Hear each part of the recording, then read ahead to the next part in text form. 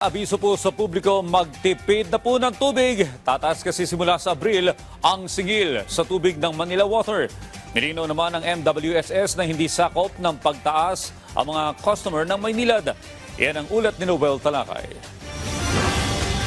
Walang taas singil ng tubig ang Maynilad. Ito ang kinumpirma ng MWSS sa inilabas nilang pahayag matapos i-anunsyo ng MWSS na inaprubahan nito ang Foreign Currency Deposit Adjustment o FCDA ng isa pang water concessionaire na Manila Water.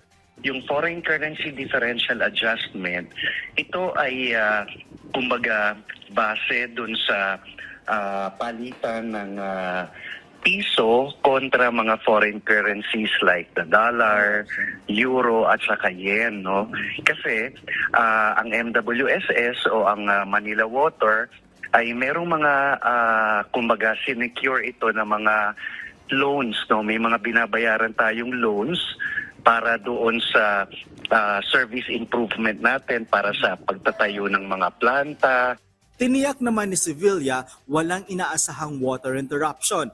Giit pa ng Manila Water kahit noong pang nakaraang taon na mayroong El Nino, hindi na uubusan ng supply ng tubig. Ito ay dahil sa mga water system project ng Manila Water na patuloy at may sapat na supply ng tubig para sa lahat ng mga customer nito, lalo na ngayong panahon ng tag-init.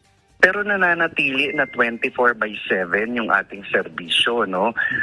Hindi tayo nagkakaroon ng mga water interruptions, liban na lamang kung meron kang mga regular and preventive maintenance activities.